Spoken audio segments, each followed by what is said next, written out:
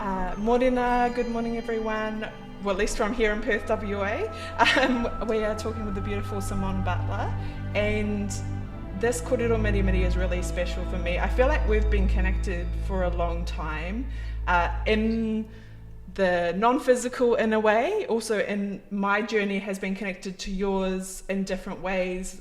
We touch points, we have these connections, and when I was tapping in this morning and looking actually at the blurb of your book that you've written, this beautiful double-edged sword, and it said that the experiences you went through happened in 2003, which was the same year that my experiences happened. So that just gave me a deep tingle that some of the journey.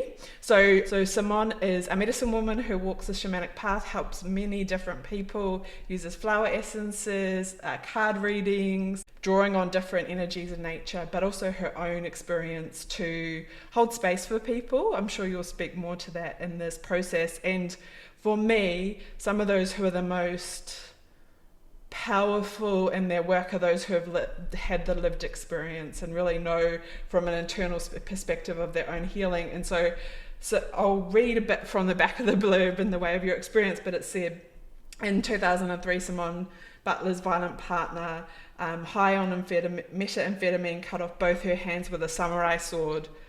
And I can't even imagine what that experience would be like from my experience, but reading this book for me was really raw, and it brought up a lot of things, that sort of relationship between power and not having power, and who we are as women and the strength we know now.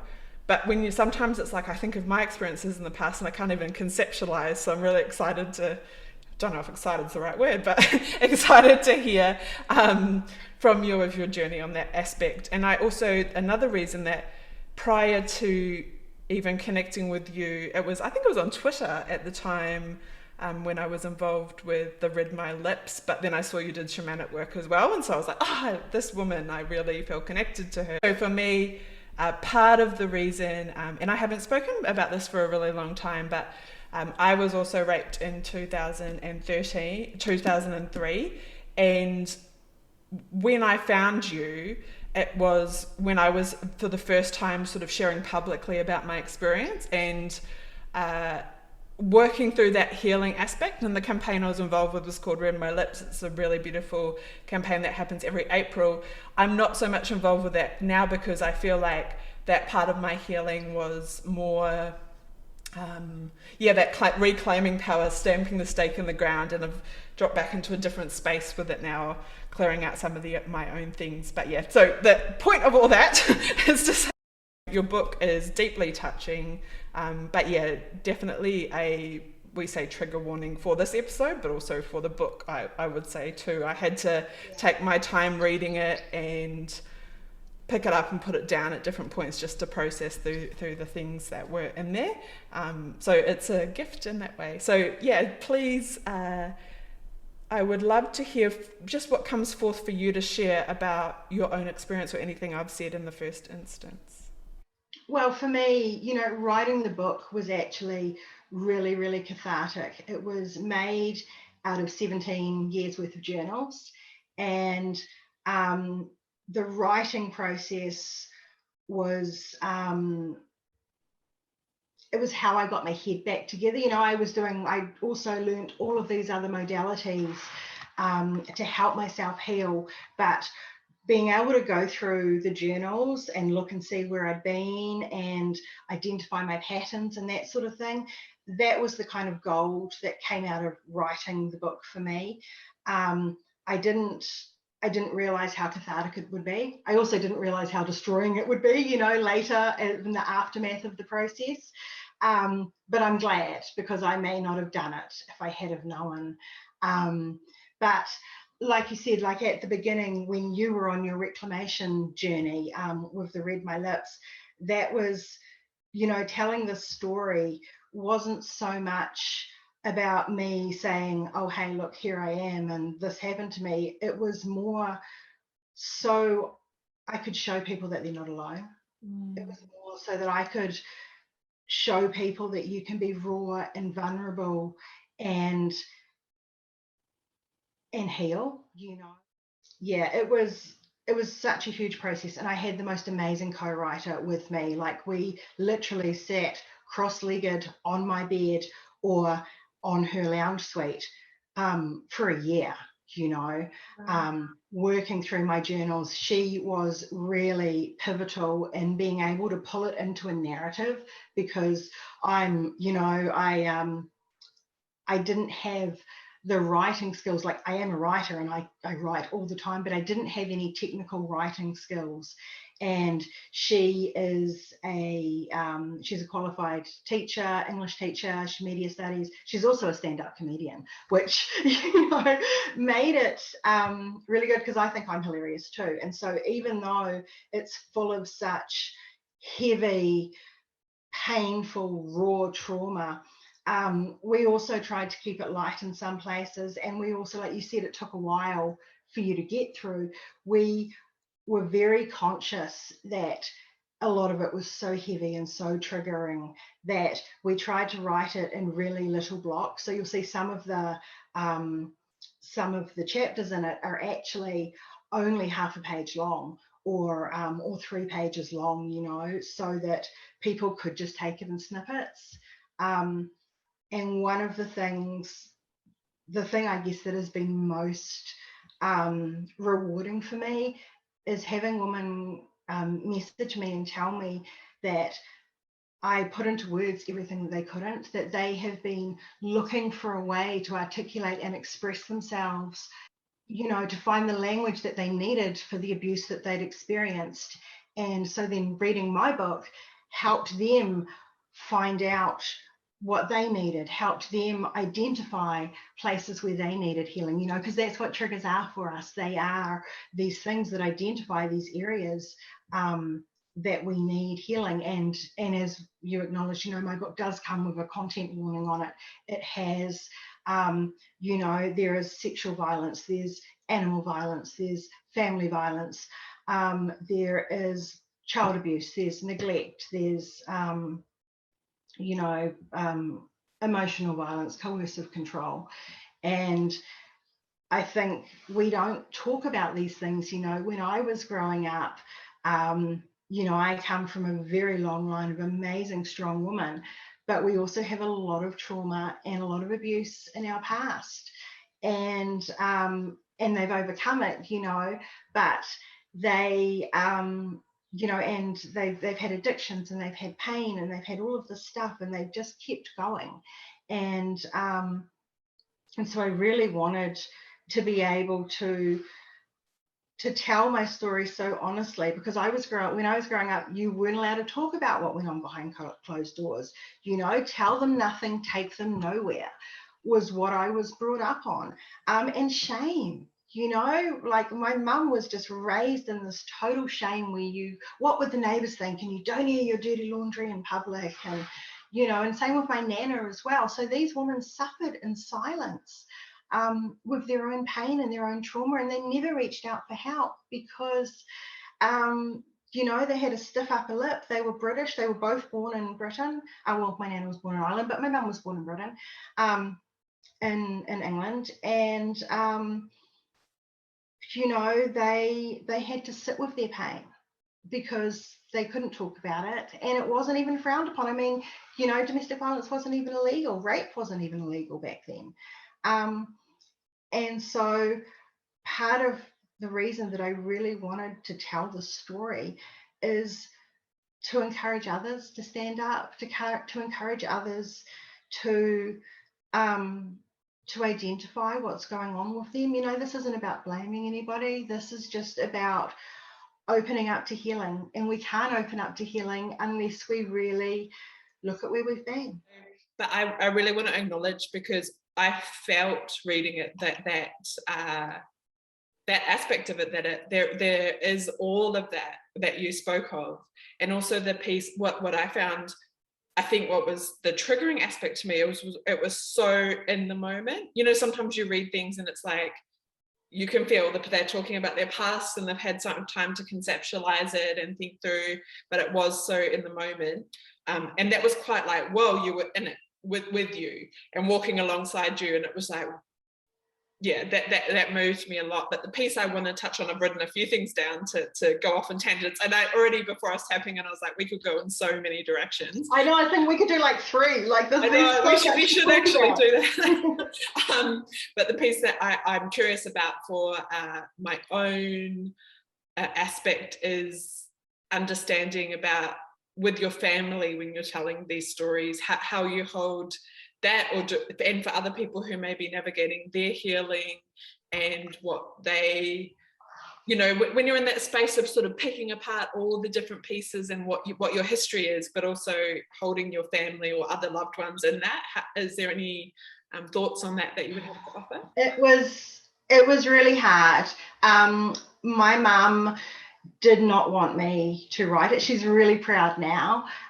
She did not want me to tell family stories. Some of my aunties didn't want to. One of my aunties that's passed was very vocal to me about how I was going to ruin our entire family. And then, of course, her and my mum were very anti it. So I actually told my mum, you're not even in it. It's just about violence and healing. It's just about my journey through that relationship and stuff.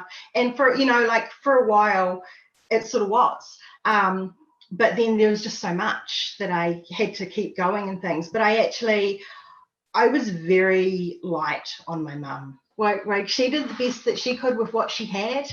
And I am so grateful to all of the lessons that she taught me, and for the strength and the optimism that she has shown me. For her, while I was writing it, because she was living with me for the last 2 years. In fact, she was living with me when it came out. Well, I threw her out in the last phases of publishing, because, you know, I had to weigh up that it was going to have a lot of impact on some people, and possibly a negative impact, you know, because there are other people that are affected by my story and that have been part of my journey. And so I just tried to be as respectful as possible. I tried really hard to not get anyone arrested. And I tried really hard to be really mindful of me just telling my story. These are my experiences. You know, everyone else that may have been there would have experienced things differently, but this is just from where I sat, how my experiences unfolded for me. You know, there were a lot of flower essences that really got me to the point where I felt comfortable enough to be able to speak my truth, and I felt comfortable enough to go, I am what I am. Like, this is who I am, and this is my journey, and it doesn't matter about what anyone else thinks, because what I have to say is actually really important, and the people that need it will get it. The people that don't get it, they're not my people, and that's okay. Yeah, I love that, and I think it's part of, in a way, becoming an adult as well, is like going, we can't please everyone, and some people. And I tried so hard for so many years, to my own detriment. And then the other piece I wanted to speak on, which is something I think we don't speak on a bit in it or ask you about, was you mentioned that when you finished the book, it was quite a full-on intense process for you. And I think sometimes we don't speak about that when you do achieve a dream or a goal that you've been working towards, that it can be there can be grief or other experiences involved. Absolutely. I was joking for like 2 years there. I was like, can you get postnatal depression from birthing a book? You know, like it was the most amazing process, and writing it and I'd never been in a creative endeavor like that with somebody else, you know. That was amazing for me. And the whole process of writing it was amazing. The whole process of publishing it.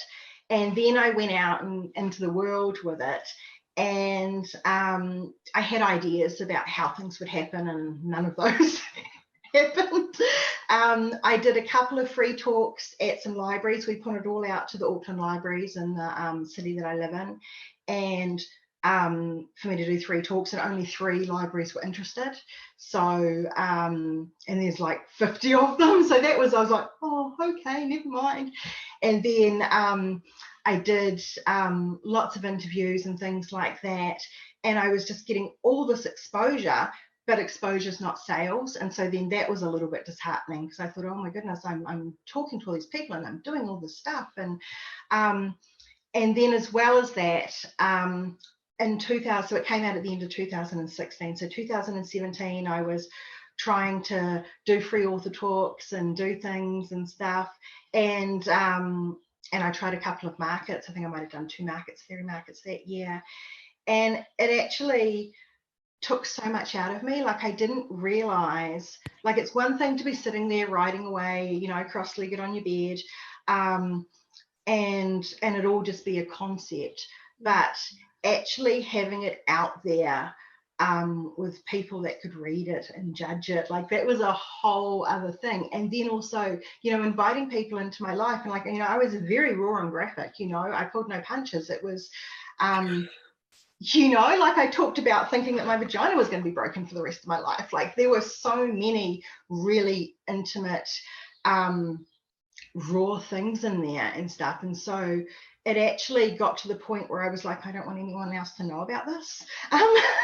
And so by 2018, I was like, I don't want to talk about it anymore. I haven't, you know, and that is my healing journey, my journey to then, and, you know, into and out of hell, if you will. It was still ongoing for me. Like, the book had come out, but now I had this other sort of mountain to climb, and it brought up all of these other things, going down the rabbit hole and having all of these mental health issues, which, I mean, they're just normal, you know, trauma reactions. But I couldn't handle pressure. I couldn't handle stress. I couldn't look at emails. I couldn't answer the phones. And I'd done so much work that I was like, are you kidding me? Like, are you kidding me? I don't understand how I can not be sorted when I have paid hundreds of thousands of dollars and I have spent hundreds and hundreds of hours. And so I realized that it's layers. So I'm just constantly unpicking layers and reweaving, unpicking and reweaving the fabric of my life. And so I enrolled myself in the Advanced Shamanic Studies at Medicine Woman. And that really helped me to not be discombobulated. It helped me to reaffirm who I am. It helped me to build the balance of power that I needed, and to clear out the rest of the dross, you know, that was weighing me down. And, you know, there's still more things to clear out and stuff. But that was when I realized, I was like, I don't know how I'm going to go forward. I don't know what I'm going to do. I'm such a mess and I can't deal with the world. It really helped me get myself strong enough. It really helped me remember who I am, and get my mind straight again, because my mind, you know, it had gone. It had gone to a point where all of my PTSD symptoms had returned. You know, I couldn't handle pressure. I was having nightmares. I couldn't sleep. Again, it was completely destroying, but in a good way, you know. But it's one of the hardest things I've ever done, and it really did turn me inside out and ferret out all of these issues that needed to be dealt with, and brought up so much stuff to the surface for me to transcend and transmute. Yeah, I'm so glad I did it. Like, I may not have done that if I hadn't, you know, hit a form of rock bottom after the book came out. But yeah, but in saying that, like, the whole time I still felt really great, you know. I was so proud of myself. And so I then had to grieve for all of these delusions that I had about how it should be. But yeah, again, empowering, but it was not at all what I thought. And so surrender. I've just been surrendering and surrendering and surrendering. And now, because I'm talking with you now, you know, I'm ready to go, okay, let's see if I can take this book out to the world and show people how they can heal and what they can do, and share my journey again. And I think that's a piece, even regardless of what you're offering, not if it's a book, you know, whatever, if you're doing healing, or because a lot of the people that engage with these from our end are healers, and that same thing that you say, it's like there's an idea of how things should work, or like tic-tac-toe, but especially if we're doing healing work, there's a different energetic timing. So would you say anything about that, like how to exist within both worlds? Because we do exist within Yeah, both. I feel like I always have a foot in both worlds. Yeah. So, I mean, for me to exist, like, I don't feel like I really do exist out in that world, like I live a very insular life. And we've had a lot of lockdowns here in Auckland over the last 2 years. But so, like, I'm not out there going to parties and doing things. Like, I am happiest when I am at home or whether I'm in nature. And so they are the two things that I take with me when I have to go out into the world and do things. Also, ritual things that are just for myself, things that are really special, that connect me to my source, that connect me to my soul, that connect me to my spirit. And it can be just as simple as going outside and standing on the grass for a few minutes, or it can be a full-on, proper ritual at my altar where I'm going through specific steps, doing specific things. But yeah, I guess for me, the way that I can exist in both worlds is by having my spiritual and my metaphysical world fully embraced around me. I have my spiritual cloak on me no matter where I go, and that is what helps me exist in the world. Over the last couple of years, I was involved in a web series, in a domestic violence prevention and awareness web series. And, I guess for most people, they would just go along and do their thing. But every time that I was filming, I would spend 3 days doing rituals, like bringing up the energy, doing all of this stuff to prepare myself so that I wasn't getting triggered as I was talking to people, so that I wasn't, so that I was as pristine and clear as I could be, so that none of my stuff was spilling over. And I talked about having stuff spilling over before. And so for me, it's flower essences and ritual and nature that help me to contain myself.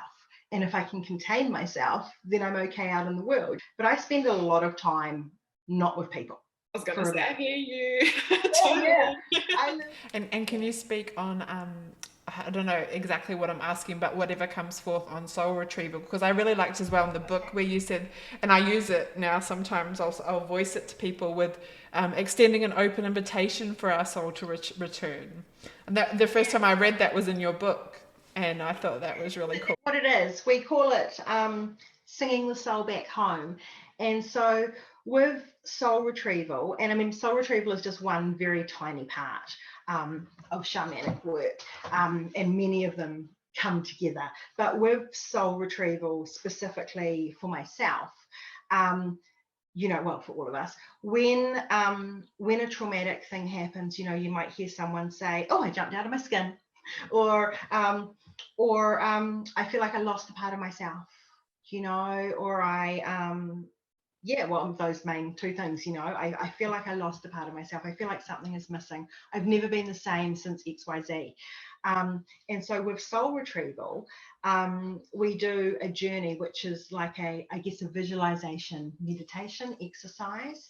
And we call the lost and fragmented parts of the soul home. So the way that I do it for myself is I work with, depending on what parts I want to call home. So say I wanted say I wanted to call home the traumatized parts of myself, I would work with one of the trauma essences, so one of the ferns, number 100 Mahoe, which is in a fire. It's like the shaman's drum. It helps us raise the vibration to where we need to go. And then I would work with 101, 102, and 103, which is past, present, and future, Horapedo, Tree Daisy, and Native Angelica. And so they help us go to the past, bring it back into the present, and then take it into the future, whatever it is that we're getting. And then 104 Red Matapo is the actual soul retrieval one. So that, and then I would use integration as well, which is 105 Tawa. So it's a nice little set. And I would take those essences prior to my journey, set my intention, take the essences, and my intention would be, I call all of the lost parts of myself home that are ready to come, and I call them home to me now to be safely integrated. And then I would wait. And before that, I would have done a journey to get my power animal and chatted with him and sorted all that out. Like there are many levels and layers to this. And then for as my we always call the parts that are ready to come home. We don't want to fight with them. Like if they're not ready, they're not ready. Everything has to be in perfect timing. And when they start arriving, I ask them some questions. Why did you leave? What do you need to stay? And how can I help you? How can I help you feel safe? And so with some of them, there've been little kids, little parts of me that have come home. And so I've welcomed them in. I've had to spend sometimes 5 or 10 minutes talking with them, saying, I understand that when you left it was very unsafe and that you were very scared, and I understand that you weren't treated right, and and just the way that you would talk to a child that needs to be consoled. And I try to make them aware that they can come home now, that things are different, that I promise that will never happen again. I ask them what they need, and it might be a hug, it might be a pony, like, whatever it is that they need to feel safe. And then I integrate them in to me. They were all women, they were all grown-ups, this last lot that all came home, and they were on this beautiful, like, risen boardwalk, like over this crystal clear reflective lake, and there was this absolutely gorgeous arch with roses all over it and things, and I was actually, Mimi was in the arch, like, welcoming them, and they were for kilometers, like, this is, and it's and it was just so beautiful. But it's really integral for me to do this, because I have, I've been through so much trauma. And I guess I'd be curious about, and you can use examples of the shamanic practices or soul retrieval or whatever you feel called to speak on, but that aspect of how you see trauma forming and healing and its journey, or its whakapapa, I guess, from your experience, having gone through that and both sides of it. So the first action of trauma, when it happens to us, you mean?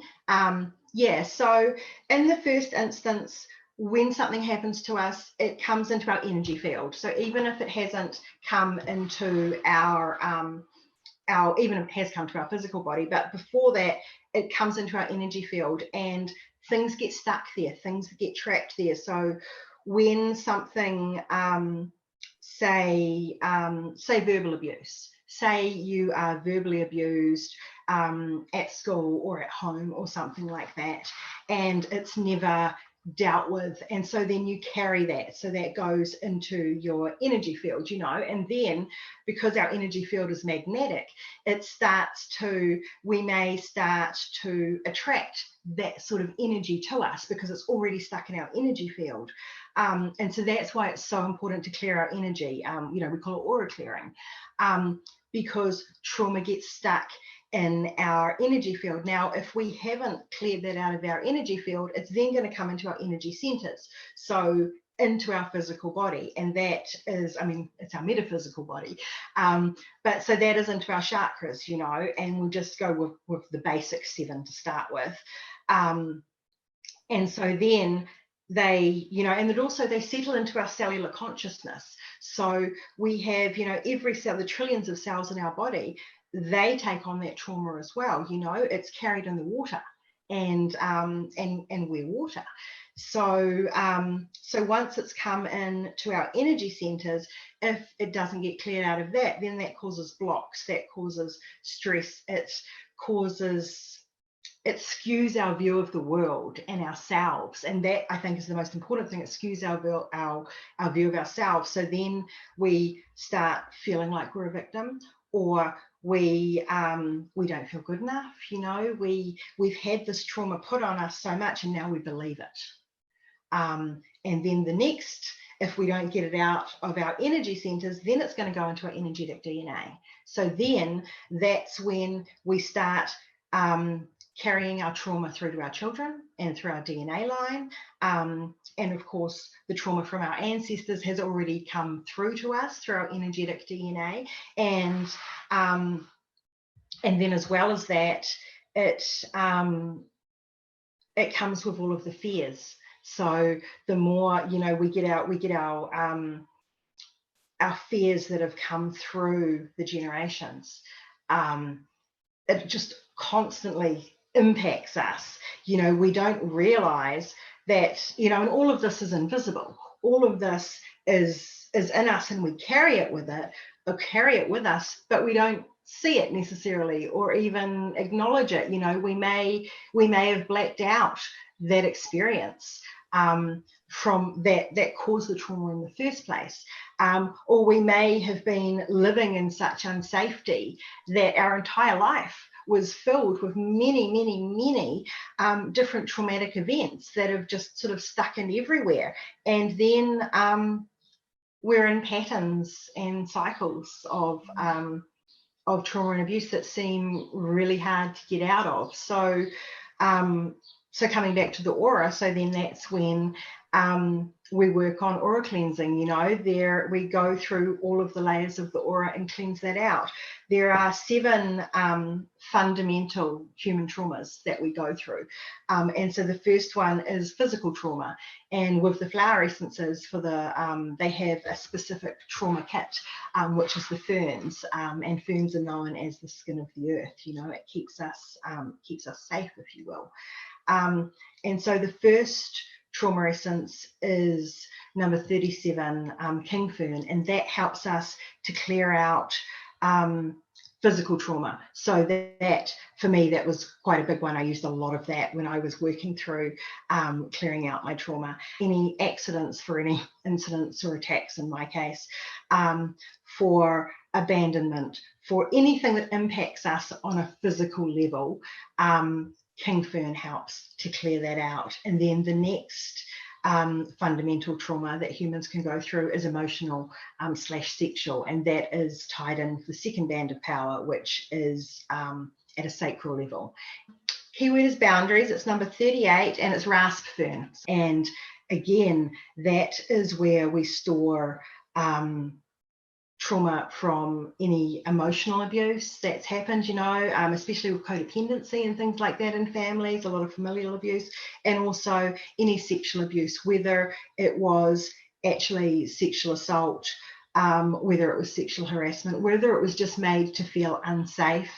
And then the next fundamental trauma that humans go through is empowerment, disempowerment, and we have a flower essence for that, which is number 39, and that is shaking black fern.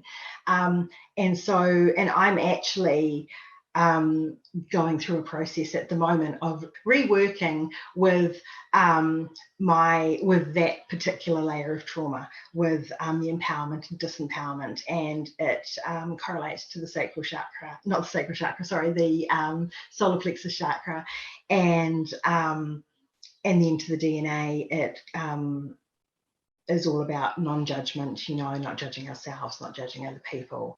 After the empowerment trauma, we have heartfelt trauma. So that's things like betrayal, again, abandonment, anything that hurts you in your heart, that is deeply wounding, heartbreak, breaking up of relationships, that sort of thing. And that is 40, which is silver fern, and the trauma kit for that. And then the next one, which I've taken today, is for this. I took all of the layers for the throat chakra, for everything. Yeah. So we could just speak the truth and have everything that needed to come. That is 41, and that was Prince of Wales fern, and that is the keyword of respect, and that is for the bands of power around speaking our truth, speaking up, and around the throat chakra. And so the trauma around that is healing, and is to be able to heal ourselves, and respect. It's about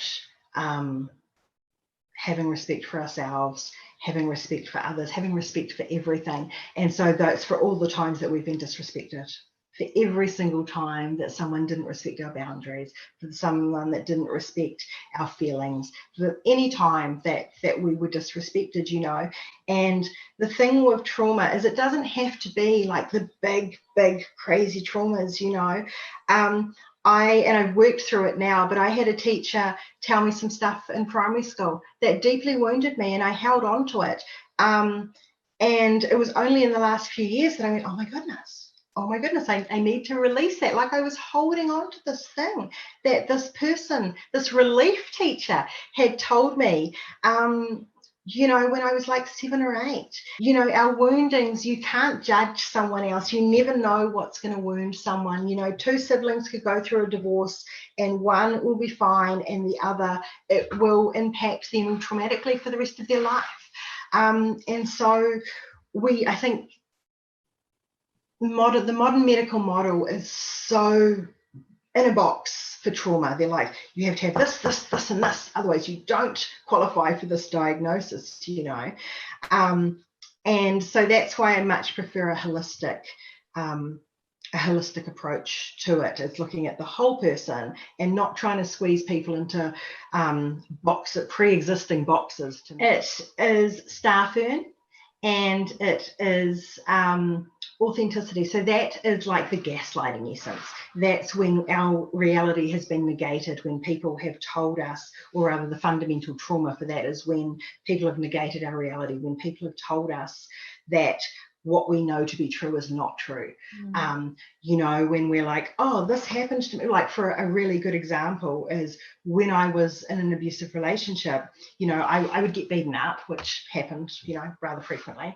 And then, but in the aftermath of it, I would be told, oh, but I would never hurt you. I love you so much. I would never hurt you. I would never hurt you. I couldn't hurt you. I couldn't hurt you, and sort of things. So then that's going on in my mind going, oh, I couldn't hurt me. Oh, maybe I'm not hurt. You know, it was very, it made me doubt myself completely, that I knew, you know, the things that I knew to be true, I was constantly being told were not true.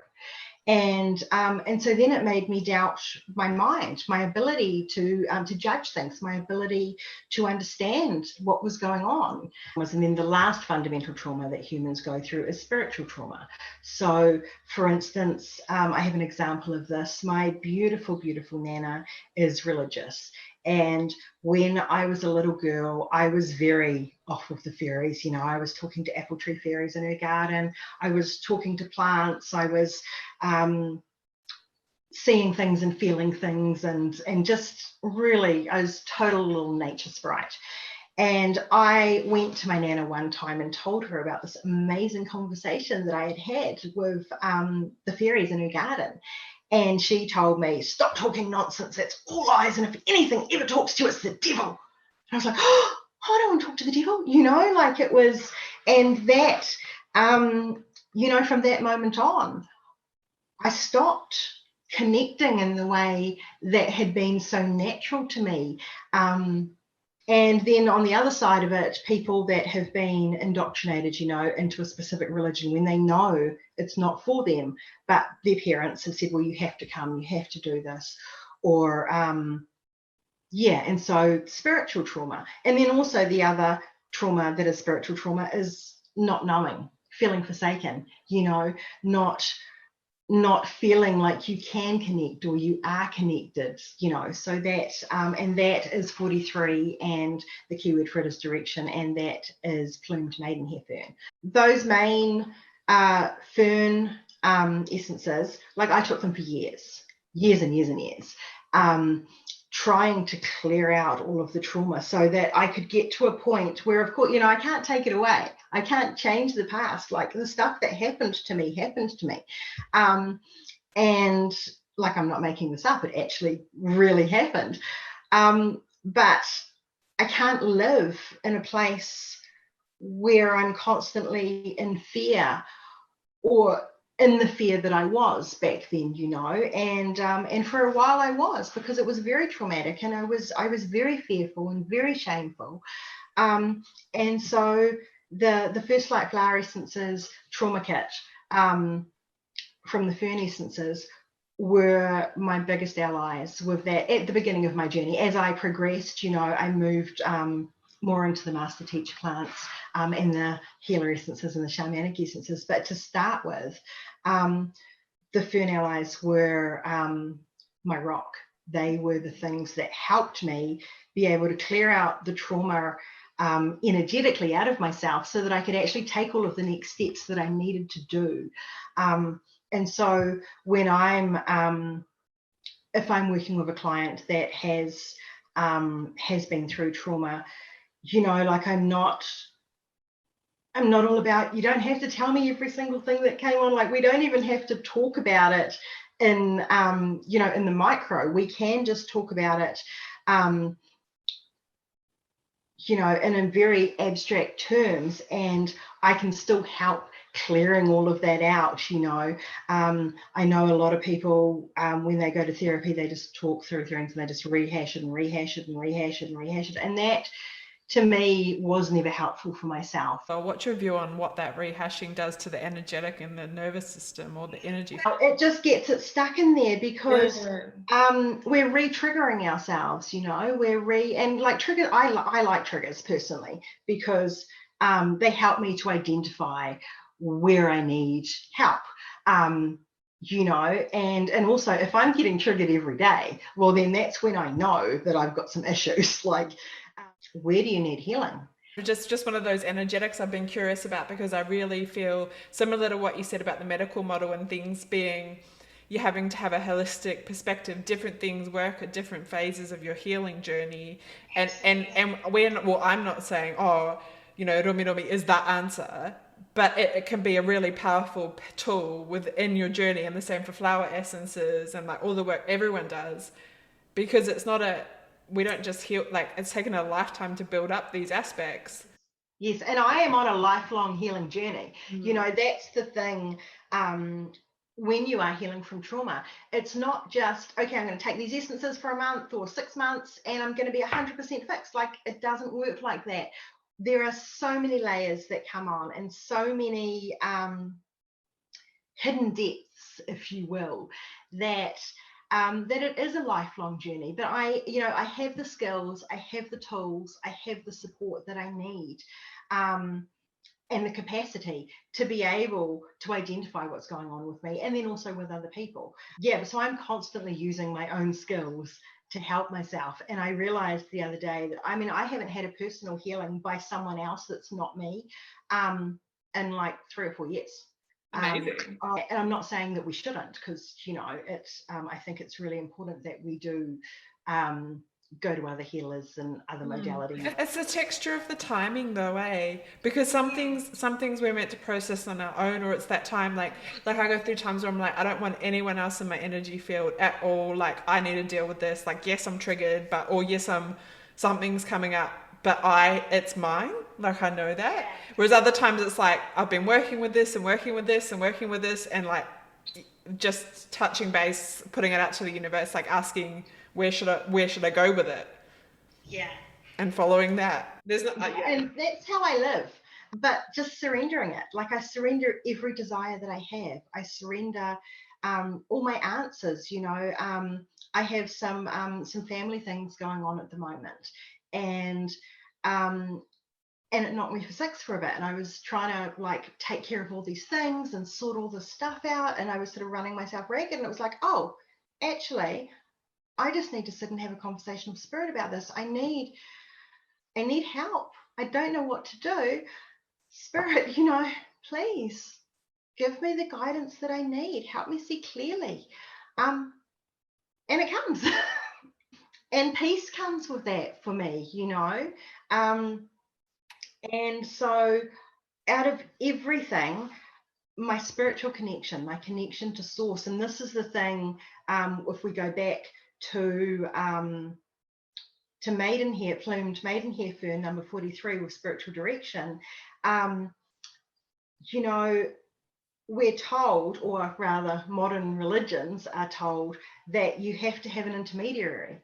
There's a priest or a pastor or someone that connects you to God or goddess or spirit or whatever it is that you want to say. And so I think it's so important for each and every individual to know, no, you don't need anyone else. Like, you connect in with yourself. And so that's one of the things that I try and teach people that come into my orbit, is to start with, to be able to connect with themselves, and it is a practice. It's not, we're not all great at it all the time. Yeah, so, and the thing that was coming up for me, which I've been really curious about, and I know it's a simple answer in spirit world, but sometimes in human world, I really grapple with that relationship between like a passive and an active role in both our own healing, but also surrender. It's like this idea of like visioning it, similar to what you're saying about your book, or about, feeling that empowerment now and coming more out. It's like, how much of it is that like active visioning and creation and doing, and how much of it is literally the surrender and just follow? Because I would say I tend more towards the wait for things to come to me and then follow, and once that goes, I'll run with it, but I'm not actively energetically out often. But then I feel like that's not what the world is telling us we should do. So sometimes I get confused. So I'd love to hear your view on that. Yeah, the same with my course, like part of it is very passive, because I'm like, well, if I'm meant to be there, I will be. But also the thing is, with that, because it's a really good example, is of non-grasping. I really want to be there, and I will do this course. Like, I will. It might not be tomorrow. It might not be this year, but I will do this course. So it doesn't matter if I'm not there tomorrow. But then the other half of it was like, well, if I was really manifesting, then I should have gone out and done all these things and made it happen, but I couldn't see a way to make it happen, so I didn't. And it's not always a good use of our life force to make something happen. For me, I'm like, yeah, my life force doesn't feel like, I only want to do things that my life feels, my body feels like nourished by. I don't want to like even though it'll be nourished by the outcome, I don't even want to do the things on the way there that don't nourish me. And like, I know that sounds odd, because but it's true. It's like most of the things that I do nourish me. I don't know, but I'd love to hear about boundaries, because I'm always working on them. I feel like some people probably think I have good ones, and some people are like, you have none, depending on how they're interacting with me. Same. Yeah, because I don't, I have really strong boundaries, which I didn't forever. Like for the first 27 years of my life, there were no boundaries. I wasn't raised to have boundaries. I wasn't allowed to have boundaries. And that carried through into my relationships. Yeah. So I have really good boundaries now, but there are still things that slip through. There are people on Facebook that would like to, that are, they're not necessarily friends of mine, but we're Facebook friends, and some of them have a lot of issues, and they bring those issues to me, not as me of their client, but because they would appreciate my input. It's like, no, I owe you nothing.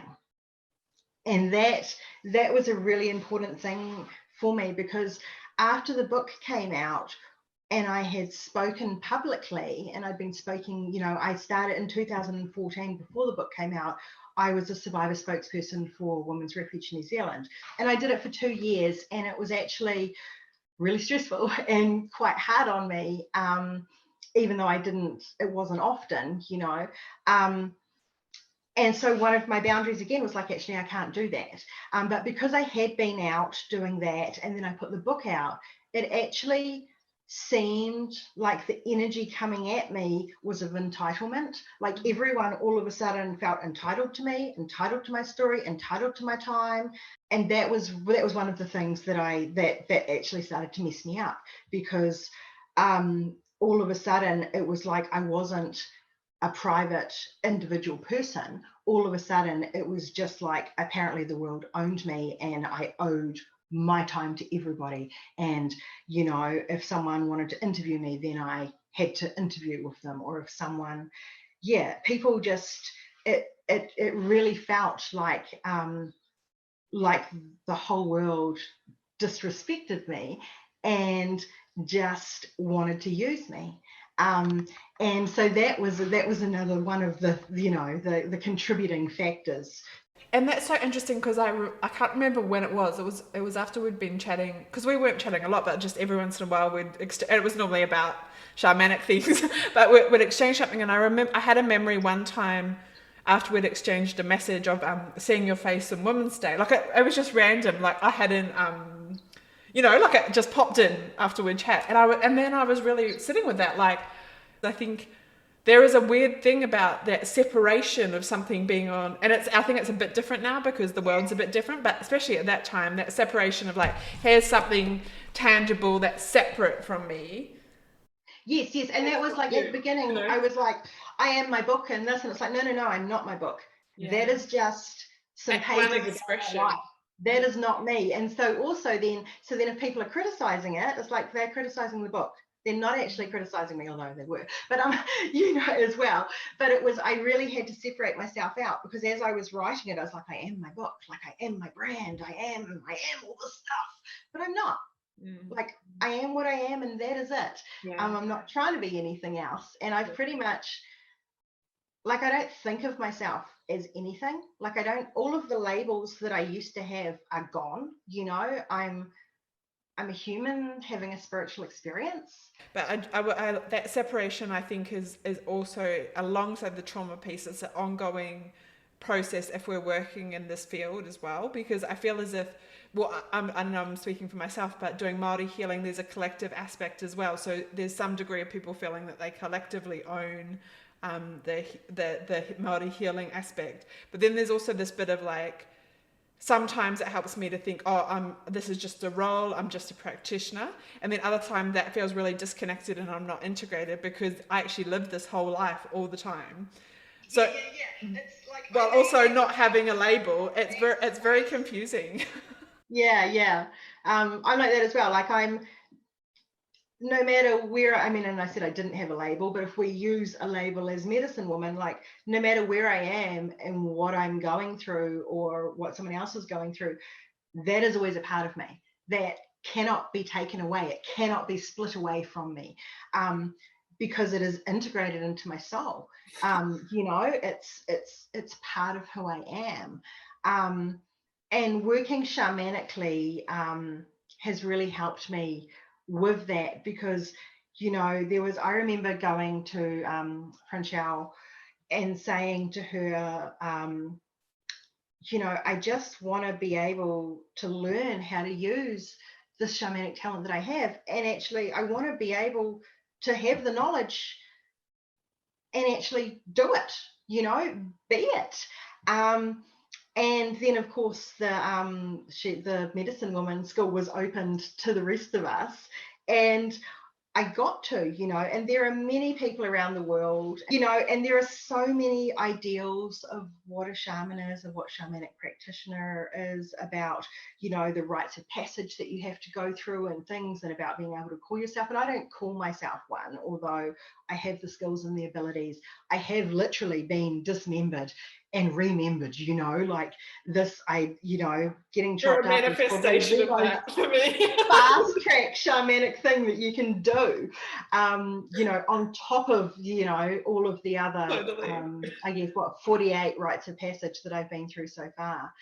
It is an integral part of me, and it doesn't matter what anyone else thinks of me. It doesn't matter if anyone else negates my reality or tries to negate my reality or tell me that I'm not what I am, because their opinions and ideas don't matter, because I am exactly who I am. And like I said earlier, you know, my people know that. That's so beautiful. I love that. And I always say that I'm a walking, like the integration for me is like a walking prayer. That would be the label I wouldn't mind having, because it's like I'm just, whatever happens, it's like walking prayer. Yeah, that actually reminds me. One of the things that I do to align myself is medicine songs. And most of them I learned at Medicine Woman, you know, and were gifted to us there, and some of them I have come across myself. And one of the main ones that I've been working with these last 2 years is walking in beauty. You know, may I walk in beauty every day. May I walk in beauty in a sacred way. And I try to embody that everywhere I go, whether I'm at the supermarket, whether I'm at the gas station, whether I'm at the beach, whether I'm in the forest, you know, to walk in beauty, to actually have reverence for myself and for everything that exists. Yeah, again, I'm a work in progress on my walking in beauty. But medicine woman songs or medicine songs are a big part of what I do for myself, to connect in and to connect with my tribe, with our waka, and with my ancestors, you know, our medicine circle. But yeah, it's just, that's a really beautiful and sacred way that I connect. You know, it uplifts me, it uplifts my spirit, and it connects me to nature, and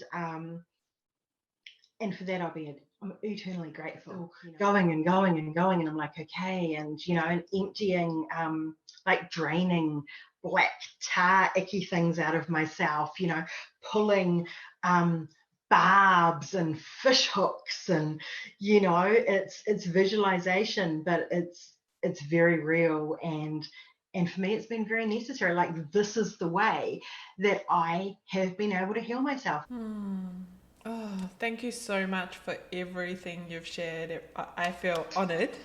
Oh, you're so welcome. Thank you so much. I feel honoured.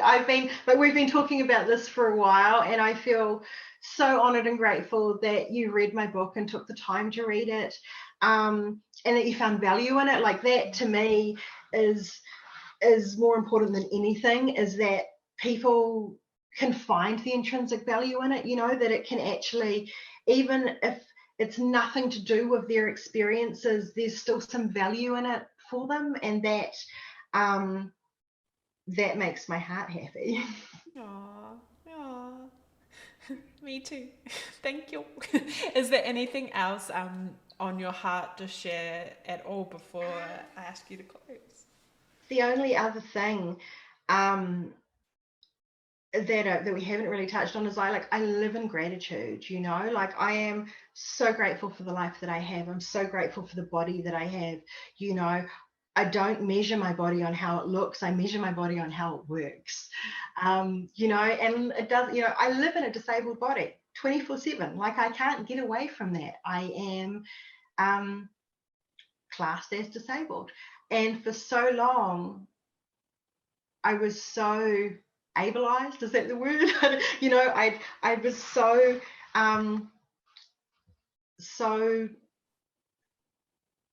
the ableism around me and in the world had made me feel like I couldn't call myself disabled, and that being disabled was a bad thing, you know. And while I wouldn't recommend, you know, becoming disabled the way that I became disabled, like, this is my body, and it is amazing. But I would definitely do not recommend that. Opposite of that. Don't recommend it ever. Yeah, if you ever see a red flag, like, you know, if you are with a person in a relationship and they push past your boundaries, they don't respect your views, they make fun of your dreams, get out now. Get the fuck out. All right, thank you so much, Simonne. I honestly grateful. Would you mind doing a prayer or a song or whatever if it comes through to you to close us off? I give thanks to the four directions. I give thanks to the elements. I give thanks to the earth, to the air, to the water, and to the fire. I give thanks to all of our ancestors that stand strong with us and behind us. I give thanks to the plant allies all throughout the world, our brothers and sisters that are growing in the earth. And I give thanks to the element of air, which has helped us with our open communication today, and